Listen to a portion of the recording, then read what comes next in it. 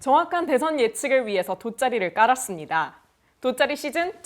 네, 오늘은 특집으로 더불어민주당 최고의 전략통 우상호 민주당 의원과 함께 하고 있습니다. 안녕하세요. 네, 안녕하세요. 자, 돗자리 역대 최고의 거물급이 오신 게 아닌가 싶습니다. 저희가 또 저희 와, 투샷도 훌륭합니다. 오랜만이고요. 네, 그러니까요. 간만에. 너무 오랜만입니다.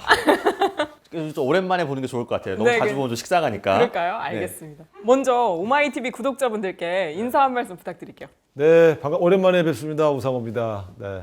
본격적으로 이제 본론으로 좀 들어가 보면 민주당 선대위가 사실 처음에 꾸려졌을 때 메모드급 선대위다 크게 꾸렸는데 썩 원활하게 돌아갔던 것 같지는 않습니다. 또 그 문제를 사실 먼저 제기를 하셨었는데 제가 제일 먼저 문제 제기했죠. 네, 그랬죠. 그래서 지금 민주당 선대위가 조금 이제 개편이 됐으면 조금 슬림화됐고요, 많이 몽골 기병에 비유하는 분들도 있던데 지금 선대위는 그럼 어떻게 평가하시나요?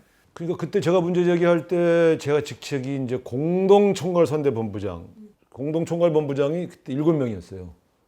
말이 됩니까? 본부장이라는 게 사실은 지휘부인데 7명이 어떻게 지휘를 해요? 7명의 생각이 다 다른데. 그러니까 이름이 선대가 안 돌아가는 거죠. 그래서 저부터가 이제 문제 제기를 해서 이걸 좀 빠른 신속한 결정, 빠른 대응을 하는 그런 지원 체제로 바꾸자. 이렇게 해서 지금은 총괄본부장이라는 제도 아예 없애버리고 이제 당 대표가 상임선대위원장 하면서 직할로 이제 관리를 하고 있고요. 12개에 이르던 이제 각 분과를 6개로 줄여서 굉장히 기동성 있게 돌아가고 있죠. 훨씬 더 신속해진 건 틀림없어요. 그 바람에 이제 저는 총괄본부장에서 잘려가지고 이제 아무것도 이제 문직인데 문직. 무직으로. 내가 지금 후회하고 있어. 네, 내가 문제 제기하면 내가 상임 총괄본부장으로 1인 체제로 갈 줄 알고 문제를 제기했는데 내가 잘려가지고. 원래 그런 좀 감투 조금 좋아하시는 편이죠? 좋아하죠. 근데 지금은 후회하고 있습니다. 문제 얘기하면서. 근데 그 기병은 기병인데 사실 삼각편대, 그러니까 국민의힘 삼각편대랑 좀 대비를 했을 때 아직까지는 후보만 보이는 게 아닌가. 그러니까 선대위는 너무 이제 색깔이 네. 좀 부족하다. 이런 네. 지적이 좀 나오고 있고. 그 선거 안 치러본 사람들이 하는 얘기. 그래요? 선거는 무조건 후보만 빛나야 돼요. 어. 옆에 조연이 드러나면 안 돼요. 그러면 삼각편대에 대해서는 어떻게 생각하세요? 그거는 무조건 망하는 길. 근데 왜 망하는 그러냐면 길이다. 실제로 지금 윤석열 캠프는 네. 윤석열 후보보다 김종인 위원장이나 이준석 대표가 더 빛나 보이지 않습니까? 그렇죠. 네. 지금 보세요. 그 윤석열 후보가 어디 가서 정책 질문이 오면 마이크를 이준석 대표를 주잖아요. 네. 그거는 저는 제가 본 대선, 제가 이번에 6번째 치르는 대선이지만 대선 사상 처음 있는 일입니다. 항상 후보가 빛나고. 예를 들어서 후보가 한 얘기를 먼저 한 다음에 좀 보완할 게 있으면 이준석 대표가 후보한테 저 잠깐 제가 한 말씀 좀 보태도 될까요? 하면서 보태서 풍성하게 만들어주는데 그것이 역할인데 지금은 김종인 위원장 하는 말이 다르고 이준석 대표 하는 말이 다르고 후보하는 말이 달라요. 저런 걸 우리가 보통 혼선이라고 하거든요. 예를 들어 김종인 대표가 지금 재난지원금 문제 손실보상금 얘기할 때 100조의 기금을 만들겠다고 하잖아요. 네. 후보는 50조의 추경이에요. 예산을 그렇죠. 푸는 거예요. 네. 이 두 개는 액수도 다르고 또 그 돈을 만드는 쓰는 방법이 아예 달라요. 그러면 일반 국민이 볼 땐 누구 말을 믿어야 되는 거예요. 근데 이준석 대표가 웃긴 게 이런 경우는 김종인 위원장 말을 좀 씹고 네. 후보가 말이 맞다 이렇게 해야 되는데 네. 김종인 말이 맞다 이렇게 버리잖아요. 그렇죠. 네. 후보가 디스 당한 거 아니에요. 삼각편대라고 그래서 뭐가 화려해 보이지만 혼선만 가중된다. 가중되고 있죠. 어허. 저거는 굉장히 위험합니다. 그런데 지지율은 그쪽이 조금 더 높잖아요. 많이 떨어졌잖아요. 그러니까 처음에 후보로 확정되었을 때 13% 차이까지 나던 두 사람 차이가 지금은 거의 오차범위 안에서 붙었지 않습니까?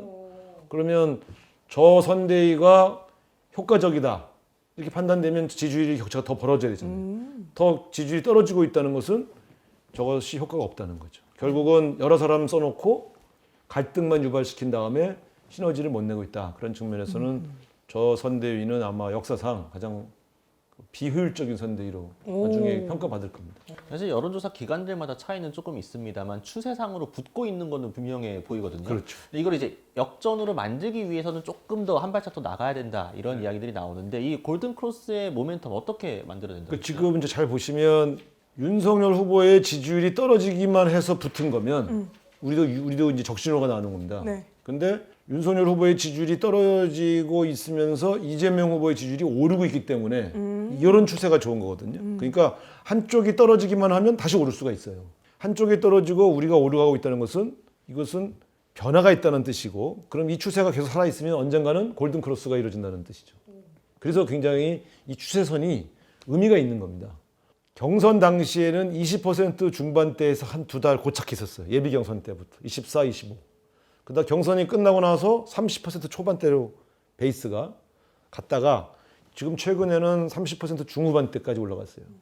이 기본 추세선에서 베이스가 좋으면 이게 이제 역전이 가능하다 이렇게 보는 거거든요. 계단식으로 올라가고 그렇습니다. 있잖아요. 이게 원래 계단식으로 올라가는 것이 가장 두터운 지지율 변화입니다. 그런 측면에서 연말까지 40% 초반대에 안착을 하면 승리 가능성이 매우 높아지는 겁니다. 그래서 어제 나온 여론조사에서 한길 리서치가 한 것은 40% 초반대에서 1.1 거의 1% 붙은 거 나왔잖아요. 그러니까 계속 이런 추세선을 가지고 가는 것은 굉장히 의미가 있죠. 그래서 연장선상에서 저희 돗자리의 핵심 질문인데요, 의원님. 과연 몇 %포인트 차로 누가 이길 것이냐 이걸 예측해 주시면 감사하겠습니다. 변수가 아직 좀 남아있긴 한데 제가 볼 때는 설날을 앞두고 골든크로스가 벌어졌다가 2월달 가서 다시 또 옵션 투치를 하다가 결과적으로 3월 9일 날은 약 1.75% 차이죠. 1.75. 굉장히 그렇게 디테일한가요? 굉장히 좀 그렇게 얘기해야 좀 있어 보이잖아요.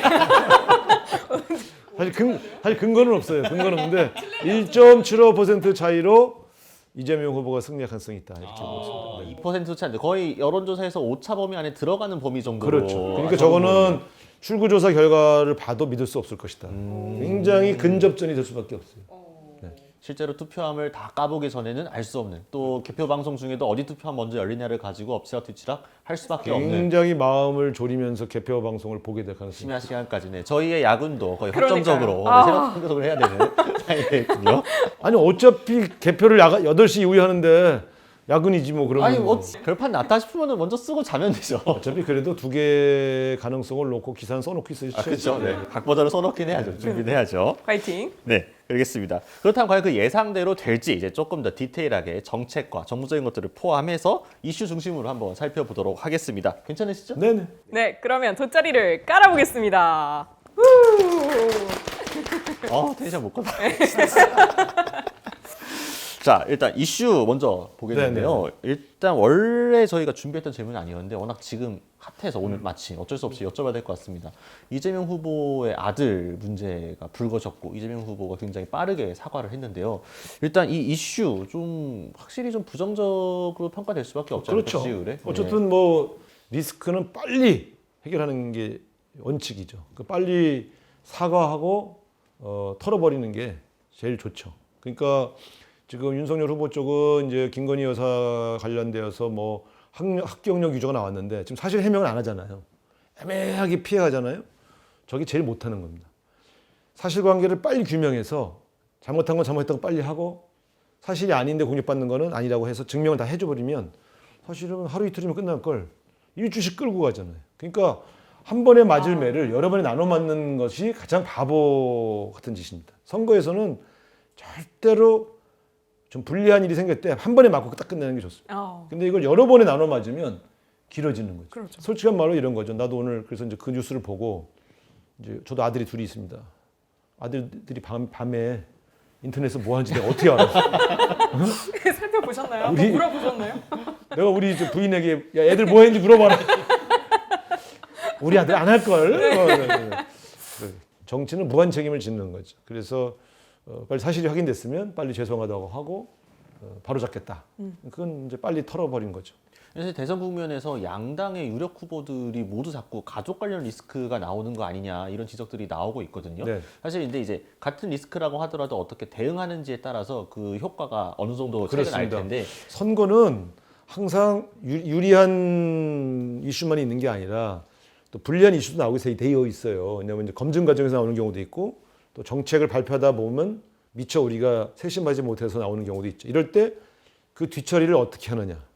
여기서 이제 정치력, 소위 리더십을 보는 거고요. 두 번째는 캠프의 대응력을 보는 겁니다. 정무적 판단 능력. 그래서 보면 이재명 후보의 아들 문제, 윤석열 후보의 부인 문제가 터져 나왔을 때 양쪽이 어떻게 대응하는가가 바로 대별되죠. 알겠습니다. 그러면 사실 이어서 이걸 여쭤볼 수밖에 없을 것 같아요. 김건희 씨 관련 이슈가 지금 굉장히 며칠째, 물론 원래도 이슈가 계속 있었습니다만 최근에 크게 화제가 돼가지고 특히 허위 이력 문제가 굉장히 지금 중심으로 떠올랐는데요. 본인이 인정을 해서 더 커졌죠. 네, 일단 이 허위 경력 기재 자체에 대해서는 어떻게 평가하시나요? 뭐 그 당시 상황을 우리가 100% 알 수는 없지만 어쨌든 한두 건이면은 이제 실수라고 볼 수도 있는데 그 주장을 그럼 또 그 주장을 반박하기가 좀 어렵죠. 근데 이분은 너무 많아요. 이렇게 10건이 넘고 최대 18건이라고 좀 우리가 좀 주장하고 있는데 그리고 그게 반복되고 있다는 점에서 이건 약간 상습적이다. 그래서 죄질이 좀 안 좋다. 두 번째는 근데 그 문제가 불거졌을 때 빨리 이거를 인정할 건 인정하고 그렇죠. 사과할 건 사과하고 있지 않다. 오히려 후보가 직접 올라타서 뭐가 문제냐. 그땐 다 그랬다. 뭐 이런 식으로 해명하는 것이 굉장히 저는 보기 좋지 않았어요. 근데 특히 게임 산업 문제 같은 경우는 이게 이제 재직 증명서를 거의 위조한 것이 거의 확실해 보여요. 왜냐하면 제가 그때 초선 때 이 게임 산업을 관장하는 위원회에 있었거든요. 제가 간사였는데 그래서 지금 거론되는 이분들은 제가 다 압니다. 그래서 확인을 해봤죠. 어떻게 된 거냐? 모른다는 거예요. 오. 재직 증명서 발급한 적 없다는 거예요. 근데 이게 왜 이런 게 나오는지 모르겠다. 근데 이게 뭐냐면 게임 산업 협회라는 게 뭐냐면요. 그 협회 회원이 되는 조건은 딱 두 가지예요. 하나는 당시에 게임 산업에 종사하고 있는 종사자여야 돼요. 김건희 씨는 거기 게임 산업에 종사한 게 아니잖아요. 이 사람은 미술이잖아요. 두 번째, 그 게임 산업을 전통적으로 연구하는 학자 및 전문가. 여기는 그 협회 회원이 될 수 있어요. 네. 그 정관에 이렇게 돼 있어요. 근데 이분은 미술 뭐 강사거나 교수거나 이런데 이분이 어떻게 게임 산업에 기획이사를 할 수 있다는 얘기인지 앞뒤가 안 맞는 얘기예요. 그래서 저는 그때 그 관장이기 때문에 잘 알지. 그래서 이거 100% 거짓말인데? 근데 재직증명서가 공개돼서 자세히 봤더니 전체 서식이랑 다 안 맞고 그 당시에 거기 보면 국장 임아무개라고 써 있잖아요. 네, 그 아래. 사람이 자기는 그걸 한 적이 없다는 거예요. 그렇죠. 보도가 나왔죠. 그러면 그건 증명서 위조한 거 아니에요. 그때는 게임산업협회의 이사장은 비상근이에요. 그때 게임산업에 종사하시는 분들이라서 자기 회사를 하느라고 네. 상근자는 사무국장이 최고 실세고 밑에 이제 무슨 뭐 파트가 있었어요. 사무국장이 원래 발급하는 거예요, 그 증명서를. 네, 그렇죠. 근데 이거는 당시에 근무하고 있지 않았는데 재직증명서라는 용어를 썼고 그거는 현재 근무할 때 써주는 거거든요. 그렇죠. 오만이수 재직증명서를 네. 퇴사하신 분에게도 재직증명서를 떼어주지 않잖아요. 경력증명서, 재직증명서는 다르죠. 다르죠. 네. 그런 측면에서 이 서식도 좀 이상하고 어. 그다음에 그때 당시에 담당자들이 나는 그거 발급한 적이 안 없다. 했다. 그럼 뭐야 이거? 100% 위조 아니에요? 100% 위조다. 네, 어쨌든 위조의 가능성이 상당히 높은 거죠. 어쨌든 해명이 불충분한 상황이니까요. 빨리 얘기를 해줘야 될 거 아니에요. 네. 그래서 또 윤석열 후보가 이거를 이제 나름 해명을 한다고 하다가 이제 뭐 시간 강사와 겸임 교수분들이 화를 내게 되는 상황까지 됐습니다. 그래서 결국 한 4시간여 만에 고개를 조금 숙이기도 했는데 또 막상 사과할 의향이 있다라고 밝힌 게 꼭 사과를 하겠다는 뜻은 아니다라는 식으로 또 오늘 이야기를 해서 윤석열 후보. 아니 사과를 하면 사과를 하지 의향은 있는데 뭐 뭔 소리야? 하지만 그러니까 이게 이런 식으로 하면은 못 태어나요. 제가 볼 때는 한 대 맞고 지나갈 걸 너무 여러 번 맞고 있어요. 실제로 윤석열 후보 지지율에 악영향이 미칠 것이라고. 반드시 미칩니다. 네, 그거는 이번 주 다음 주 여론조사에 상당히 영향이 미칠 거라고 보시는 거네요. 상당이라기보다는 이제 뭐 미세하게라도 영향을 미치겠죠. 알겠습니다. 어느 정도 여파가 있을지 조금 지켜봐야 될 것 같습니다. 저도 윤석열 후보의 가장 큰 리스크는 부인 김건희 리스크가 제일 커요. 본부장에서 가장 부인이 크다고 생각하시나요? 제일 위험한. 지금 제가 볼 때는 더군다나 헤어나지 못하고 있잖아요. 사실 요 근래 늪에서 계속 이 모든 이슈 잡아먹고 있습니다. 일주일이나 됐는데 아직도 클리어 안 하고 있잖아요. 네, 저거는 부인이 뭔가 버티고 있다 이렇게 봐야죠. 남편도 어떻게 할 수 없는 거죠.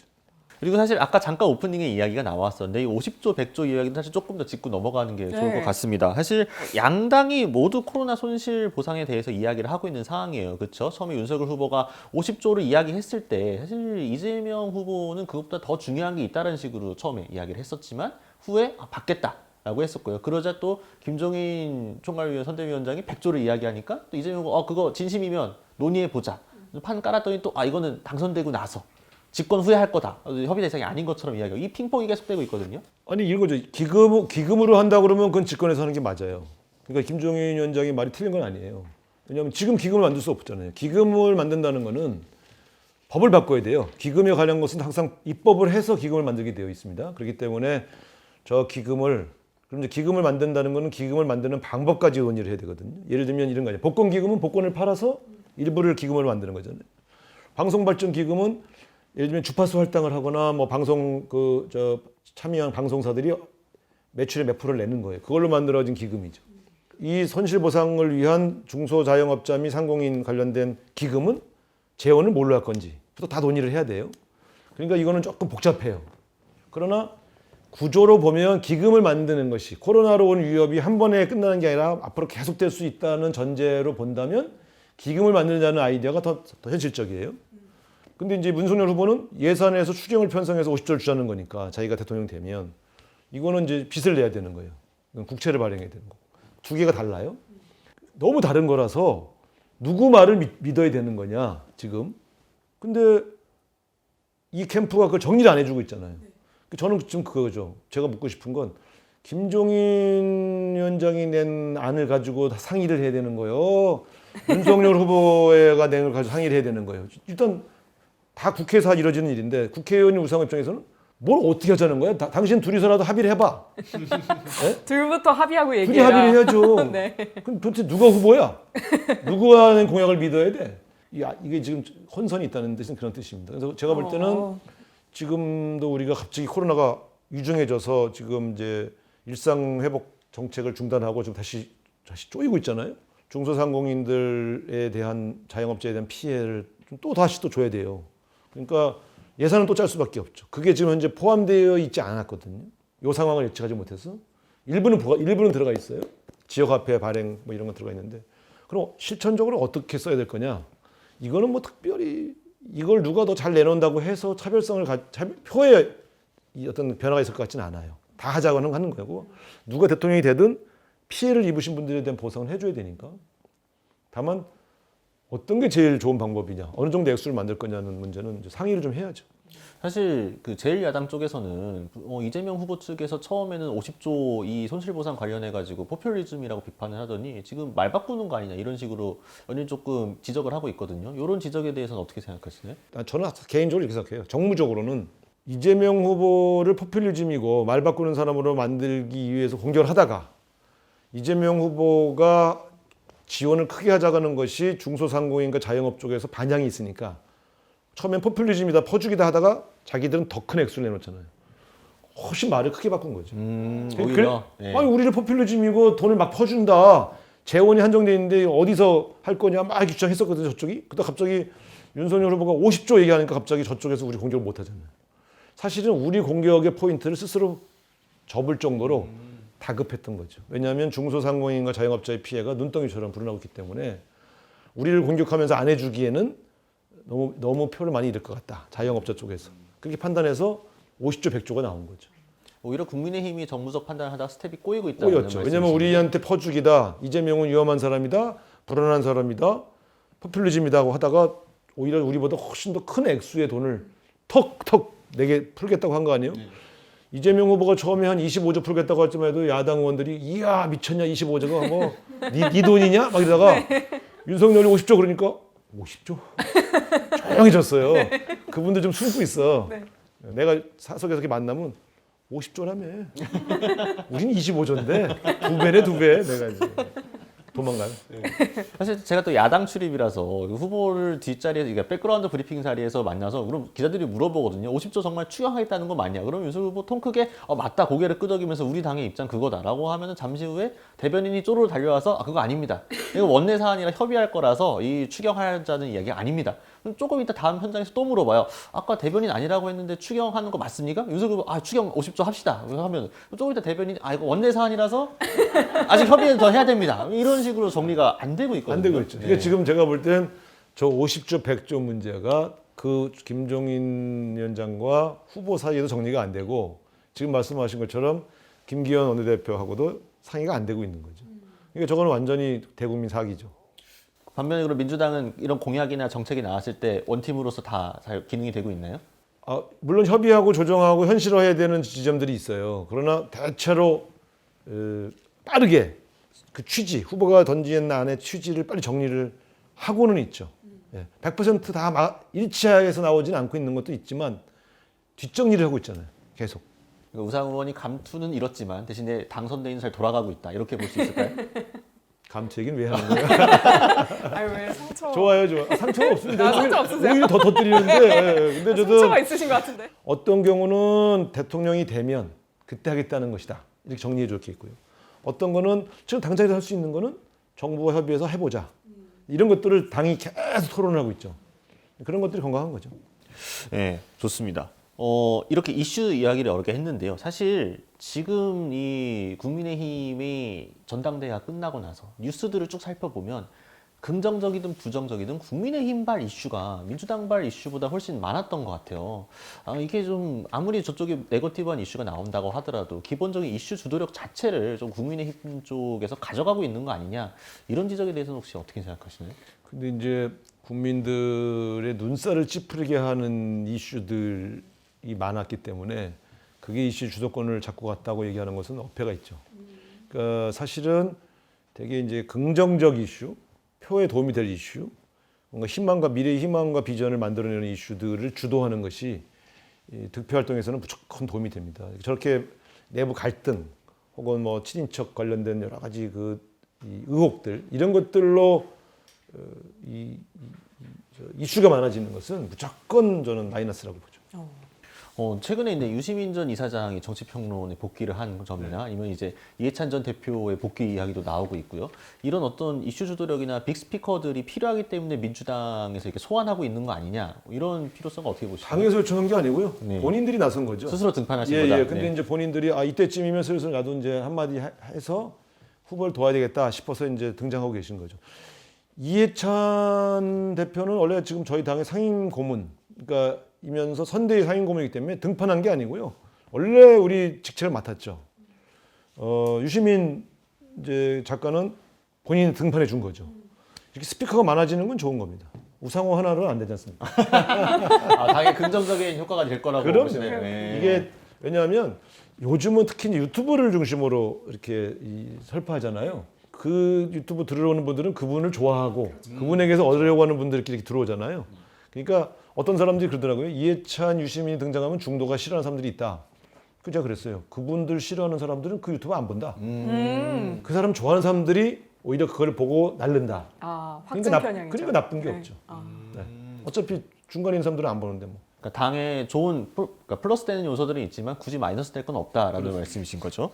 알겠습니다. 이 최근에 이재명 후보가 이 아무래도 중도 확장 행보에 나섰다 보니까 약간 이거 우클릭하는 거 아니냐 이런 지적들도 조금 있거든요. 뭐 대표적으로는 물론 뭐 사과를 했습니다만 전두환 씨 관련 발언에 대해서 이게 윤석열 후보 했던 발언하고 사실 큰 맥락에서 같은 거 아니냐 이런 식의 지적도 나오고 있거든요.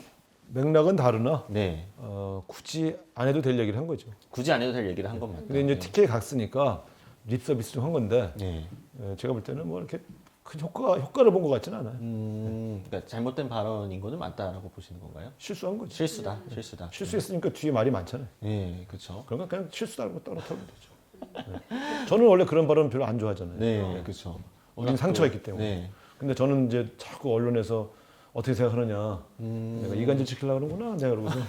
근데 뭐 나는 노코멘트 할래. 그랬죠. 근데 사실은 제가 볼 때는 이제 그쪽 지역에 방문한 김에 박정희 전두환 싸잡아서 뭐 문제점을 지적을 해주고 이렇게 했는데 저는 뭐 굳이 안 해도 될 얘기를 뭐 그렇게 그거 한다고 표주나 내가 그 얘기 안 했어도 이재명 후보를 좋아하는 분들은 찍는다. 그 안동이잖아요, 안동. 그렇죠. 안동은 이미 뒤집어졌어요. 이재명 후보로. 뒤집어졌다고 우리 보시나요? 구의원 중에 한 명이 고향이 안동이고 그분이 2주에 한 번씩 아버지 농장 가서 일 도와주러 가는데 자기가 돌아본 바로는 안동은 이미 이재명 후보가 더 유리한 그러한 여론 지형이다 이렇게 얘기하더라고요. 내년 3월 9일에 투표함을 까볼 때 그러니까요. 과연 안동 투표함 결과가 어떨지 한번 유심히 봐야겠네요. 실수한 거네. 이 제목이 돗자리지. 이 돗자리는 원래 김건희 이런 사람 불러봐야 돼. 그 사람이 전문가인데. 맨날 정보 다니는 사람들인데. 그러게요. 네, 아무튼 뭐 손바닥에 왕자는 없으시죠? 따로 한번 뭐 확인해봐야 될 것 행사하시는 같은데 없습니다. 없는 걸로 네. 밝혀졌습니다. 민주당에서 지금의 국민의힘 캠프를 비판을 할 때 많이 하는 이야기가 너무 검사 출신들로 구성된 거 아니냐. 그리고 검사 출신 대통령의 검사 출신 캠프들까지 이거 너무 검사 일변도 아니냐. 이런 지적들을 하거든요. 의원 개인으로는 어떻게 생각하시나요? 그러니까 이제 검사 출신이어서 문제다이기보다는 너무 검사 출신들로만 채운 게 문제죠. 사실은 저희 당에도 검사 출신들이 있습니다. 그러니까요. 조홍천 의원도 있고 소병철 의원도 있고 김혜지 의원 다 검사 출신인데 윤 후보를 돕는 캠프 전체가 검사 출신들로만 짜여져 간다 이렇게 느낌이 드는 건 너무 특정 직역 중심으로 국가를 운영할 가능성이 있다는 점에서 지적하는 것이죠. 그러면은 반대로 민주당 선대위는 조금 그런 직역이라든가 출신들에서 다양성이 좀 확보되어 있다고 평가하시나요? 좀 다 다르지 않습니다. 네. 네. 그러니까 제가 볼 때는 우리 선대위는 특별히 어떤 직업 출신 이렇게 말하기가 좀 어렵게 짜여져 있죠. 특정 직역이 몰려 있는 게 문제다라는 거죠. 그렇죠. 검사 출신이라는 거 자체가 문제는 그렇죠. 아니고. 근데 이제 특히 검찰을 오래 했던 분들의 일반적인 성향이 있잖아요. 그렇죠, 있죠. 그러니까 평생 사람을 잡아들여서 처벌하는 일만 하던 분들이 바라보는 국정의 시각이라는 것이 너무 치우칠 때가 있거든요. 그러니까 그건 검사 출신도 필요한데 너무 검사 출신들로만 참모진을 꾸리는 것은 판단의 편향성을 만들 수가 있기 때문에 위험합니다. 조금 다양한 직역이 서로 공존하면서 토론하도록 하는 것이 대한민국이라는 국가가 이제 굉장히 폭이 넓어지고 다양하거든요. 그래서 너무 이제 그렇게 친한 검찰 후배들을 갖고 캠프 꾸려가는 것은 바람직해 보이지 않는 거죠. 알겠습니다. 이재명은 합니다. 이 구호 마음에 드시나요? 별로 안 좋아합니다. 별로 안 좋아하시나요? 그건 왜안 왜 안 좋아하시나요? 왜냐면 제가 지난번 서울시장 경선 나왔을 때 떨어졌는데 박영선 대 경쟁자 박영선 후보의 구호였거든요. 네. 박영선은 그래서 합니다. 네. 그래서 약간 그 저도 인간이잖아요. 상처가 있기 때문에 상처가 있어서. 근데 이게 좋은 게 이거예요. 이재명 후보의 장점을 가장 잘 드러낸 구호입니다. 이재명 후보의 이미지 분석을 여론조사를 해보면 이 사람이 가지고 있는 긍정적인 게 뭐냐면 추진력, 네. 성과를 다 낼 것 같다, 유능하다 이런 거예요. 그러니까 이재명은 합니다라는 말은 그걸 떠올려요. 아, 이재명 하면 추진력이지. 그러니까 추진력이 세다 보니까 이 사람 좀 과역하지 않나? 위험하지 않나? 남의 말 잘 안 듣지 않나? 이런 이미지도 생기지만 지금 대한민국 국민들이 원하는 변화를 만들어낼 적임자는 추진력이 있는 사람. 이렇게 보여지는 거죠. 거기다가 또 특징적인 게 우리 당 후보들은 전통적으로 진보파로 분리됐기 때문에 경제적으로 유능하다는 평가를 별로 못 받았어요. 근데 신기하게 이 두 후보를 비교하면 국민들에게 이번에 대통령 되실 분이 가장 관심을 둬야 할 분야가 어딘가요? 라고 물으면 1순위는 경제. 그럼 이 경제를 가장 잘할 사람이 누군가요? 하면 이재명 후보가 윤석열 후보보다 10% 더 경제를 잘할 것 같다는 조사가 나와요. 우리 쪽 진보 진영의 후보가 경제를 더 잘할 것 같다는 평가는 처음 받아봅니다. 네. 이재명 후보가 그런 평가를 받는 건 우리에겐 장점이죠. 그러니까 이재명은 합니다. 대전은 이게 사실 어떻게 보면 경제 구호예요. 사실 보수 정당에서 오랫동안 가져왔던 이미지였는데 그러니까요. 말이죠. 지금 이게 좀 바뀌었어요. 그래서 신기하게 윤석열 후보의 장점이 뭐냐? 그러면 공정, 정의 이렇게 나오고 우리 후보는 경제, 유능 뭐 이렇게 나와요. 바뀌었어요 이게. 그래서 제가 이거는 우리에게 상당히 좋은 건데 왜냐하면 지금 상당수 국민들이 경제 문제를 1순위로 뽑고 있으니까. 그렇죠. 예. 그럼 중도 공략할 때 이게 좋은 거죠. 이슈를 여러 가지를 좀 중구난방적으로 살펴봤는데요. 굉장히 다양한 이슈들이 하루가 다르게 터져 나오고 있잖아요. 앞으로도 많이 터져 나올 것 같고요. 지금까지 이슈들을 보았을 때 대선판에 이 이슈는 계속 가는 영향을 미칠 만한 이슈다. 혹은 이 이슈는 이제 더 이상 대선에 큰 영향을 좌우하지 않을 것이다. 이런 이슈들을 좀 꼽아본다면 어떤 게 대표적으로요. 대장동 이슈, 그다음에 고발사주 이슈는 이제 죽었어요. 더 이상 대선 이슈가 안 됩니다. 네. 네. 그래서 결정적인 무슨 증거들이 양쪽에서 터져 나오지 않는 한은 이 이슈들은 이제 보도도 안 되지 않습니까? 네, 끝난 그래서 이슈다. 끝난 이슈입니다. 그래서 이건 매달릴 필요가 없어요. 네. 그래서 뭐 특검이니 뭐니 이런 떠들 필요도 없어요. 관심도 없어. 근데 지금은 점점점 후보 검증으로 들어가는 단계죠. 후보 본인들에 대한. 그러니까 그래서 지금 보면 이제 윤석열 후보에게는 김건희 씨 관련된 게 가장 큰 리스크로 떠올랐고요. 이거는 지금 저렇게 접근하는 걸 보면 1월 초순까지 간다 이렇게 봐야 되고요. 예, 저거 빨리 정리를 못 하더라고. 그 다음은 이제 정책 이슈들이 이제 아직은 본격적으로 두 후보가 제대로 된 공약 발표를 안 했잖아요. 공약 검증 들어갈 때 나올 수 있는 몇 개의 이제 이슈전 이런 게 좀 남아 있고요. 그 다음에 남아 있다는 게 이제 재보궐선거 공천 때 인물들 대비가 되는 거 아니겠습니까? 특히 종로 선거 뭐 이런 정도가 이제 하나의 남은 이슈들이 좀 남아 있는 거죠. 예. 어느 정도 영향이 있을 거라 보세요? 불쏘지개로서 대선에 그런 이슈들이. 그러니까 지금 보시면 알지만 양쪽의 후보가 40% 초반대에 자기 지지층을 풀로 결집시켜놨잖아요. 그러면은 이제 이 싸움은 어떻게 되냐면 누가 7.5%를 더 가져오느냐. 지금 심상정 후보가 먹어갈 표, 그다음에 이제 군소 후보가 먹어갈 표를 다 합하면 한 60%예요. 그러면 94% 정도를 두 후보가 나눠 간다고 보면 47.5% 득표하는 쪽이 이기는 거 아닙니까? 네. 그러면 현재 두 후보가 다 40% 초반에 지금 딱 굳어 있잖아요. 40대 41, 45 이렇게. 그러면 누가 7.5를 누가 6.5%에서 10%를 먹어가는가에 따라 승패가 갈라지잖아요.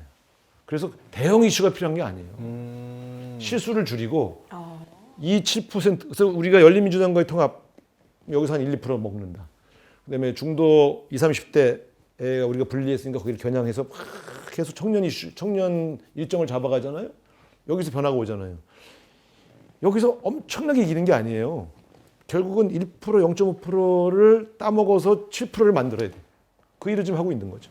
큰 이슈가 결정하는 게 아니라 작은 일정, 작은 이슈들이 모이고 모여서 승패를 바로 잡는 거죠. 그러니까 결국 마지막 날 3, 4%가 왔다 갔다 할 텐데 좀 봐야 됩니다. 결국 이번 남은 선거의 승패는 디테일에 달려 있는 걸로 볼 수 있겠네요. 리스크를 줄이고 실수를 줄이고 작은 득점 포인트를 쫙 깔아야 됩니다. 그리고 상대방의 있는 문제점을 집중적으로 부각시켜서 이제 이 마지막 막판은 항상 중도 진영에 대한 획득전이니까요.